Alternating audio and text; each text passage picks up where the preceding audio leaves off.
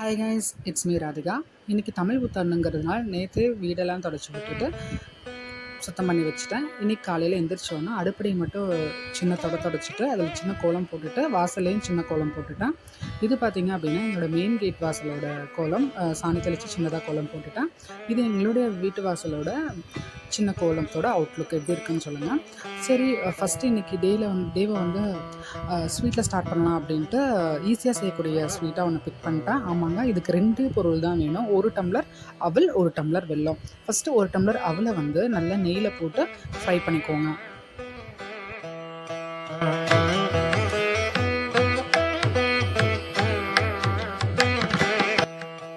அது ஃப்ரை ஆகிற வரைக்கும் பார்த்திங்கன்னா நாங்கள் இன்றைக்கி வெளியே போக வேண்டிய வேலை இருக்குது. ஸோ அதனால் சீக்கிரமாக சமையலை முடிச்சிடலாம் அப்படின்ட்டு 1 டம்ளர் அரிசியை வந்து ஊற வச்சிட்டேன்.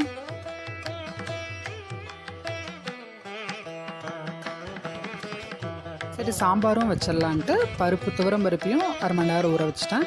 ஊற வச்சுட்டு நீங்கள் பருப்பெல்லாம் வேக வச்சிங்கன்னா ஈஸியாக 2 விசிலே நல்லாவே வெந்துடும். இப்போ நம்மளுக்கு இந்த அவல் பார்த்திங்கன்னா நல்லாவே ஃப்ரை ஆகிடுச்சு. இது ஒரு பாத்திரத்தில் எடுத்து போட்டுட்டு இந்த பாத்திரத்தில் கொஞ்சமாக தண்ணி, அவளோட தண்ணியை மிக்ஸ் பண்ணி வச்சுருங்க. கொஞ்சம் ஊறிடும் அந்த அவல். ஸோ இப்போ பேனில் வந்து பார்த்திங்கன்னா கொஞ்சமாக வாட்டர் விட்டுட்டு இந்த வெல்லம் கரையிற வரைக்கும் வாட்டர் விட்டால் போதும். ஸோ 1 கப் அவலுக்கு 1 கப் தண்ணி கரெக்டாக இருக்கும். ஸோ அந்த 1 டம்ளர் வெல்லத்தை வந்து நல்லா போட்டு, கம்பி பதம் எந்த பதமும் தேவையில்லைங்க, சும்மா அது கரைஞ்சால் மட்டும் போதும். வெல்லம் நல்லா கரைஞ்சோன்னா இந்த அவல், ஊற வச்ச அவலையும் எடுத்து கொட்டிட்டு நல்லா கிளறினீங்கன்னா நம்மளுடைய அவல் ஸ்வீட் ரெடி. இதில் வந்து கொஞ்சம் கோகோனட் மில்க்கோ இல்லை நார்மல் மில்க்கோ ஊற்றுனீங்கன்னா நம்மளுடைய அவல் பாயசமாக மாறிடும். இதே அந்த அவலை வந்து நல்லா மிக்சியில் போட்டு நல்லா 1க்கு 2 அரைச்சிங்கன்னா அவல் கேசரியாகவும் மாறிடும்.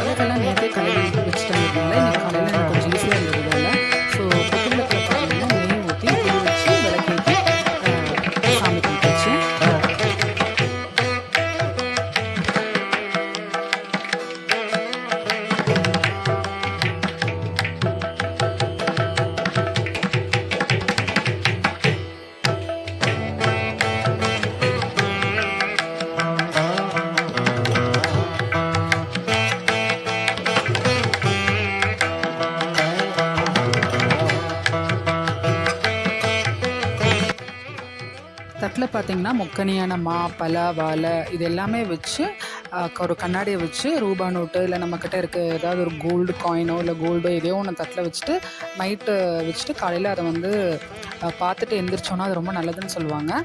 ஸோ அந்த மாதிரி நாங்களும் வச்சு இன்றைக்கி சாமி கும்பிட்டாச்சு.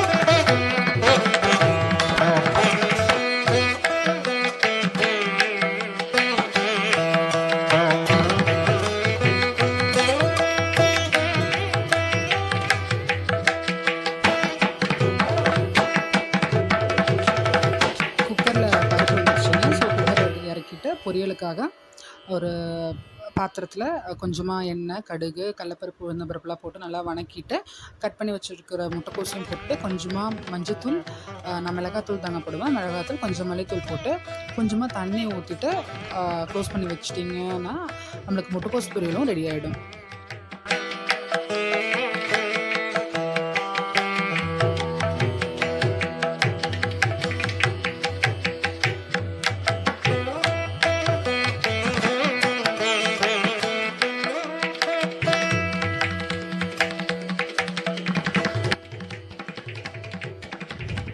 முட்டைக்கோஸ் வெந்துட்டுருக்கிற சமயத்தில் பார்த்திங்கன்னா ரசத்துக்கு ரெடி பண்ணணுன்னு கொஞ்சம் மிளகு, சீரகம், பூண்டு, 2 தக்காளியை பொடி பொடியாக நறுக்கி மிக்சியில் போட்டு கொரகொரப்பாக ஒரு அரைத்து வச்சுட்டேன். இதில் புளி தண்ணியில் இந்த அரைச்ச விழுதையும் எடுத்து போட்டு நல்லா கரைச்சி மஞ்சத்தூள், உப்பு போட்டு ஒரு ஓரமாக வச்சுட்டேன்.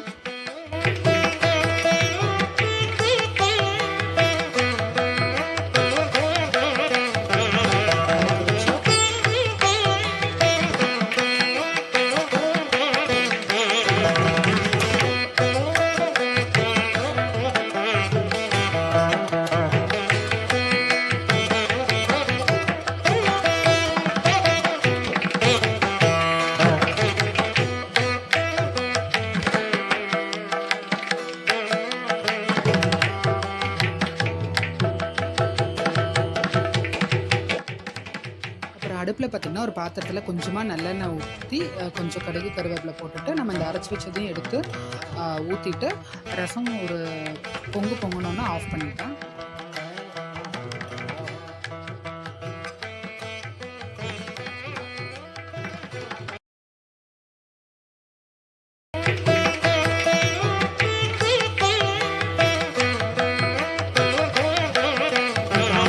எல்லாம் கட் பண்ண டைம் இல்லாதனால ஒரு வடை சட்டியில் எண்ணெய், கடுகு, பெருங்காயம் போட்டுட்டு 2 தக்காளியை கட் பண்ணி போட்டுட்டு வேக வச்ச பருப்பு எடுத்து கொட்டிட்டு கொஞ்சம் மிளகாத்தூள், மஞ்சத்தூள், மல்லித்தூள் போட்டு நல்லா கொதிக்க வச்சிங்கன்னா நம்மளுடைய சாம்பார் ரெடி ஆகிடும்.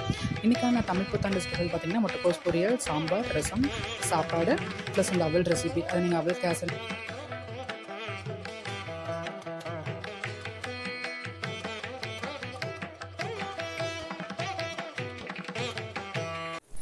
இந்த வீடியோவை பார்த்து கொண்டிருக்கும் அனைத்து தமிழ் மக்களுக்கும் இனிய தமிழ் புத்தாண்டு நல்வாழ்த்துக்கள். இன்றைய நாளிலிருந்து அனைத்து மக்களும் நல்ல நலமுடனும் வளமுடனும் ஆரோக்கியத்துடனும் குறிப்பாக மன நிம்மதியுடன் வாழ வேண்டி இறைவனை பிரார்த்தித்து இந்த வீடியோவை இதோட முடிக்கிறேன். மீண்டும் அடுத்த வாரம் சந்திப்போம். இந்த வீடியோ பிடிச்சிருந்ததுன்னா லைக் பண்ணுங்கள், ஷேர் பண்ணுங்கள், மறக்காமல் சப்ஸ்கிரைப் பண்ணி வச்சுக்கோங்க. தேங்க்ஸ் ஃபார் வாட்சிங்.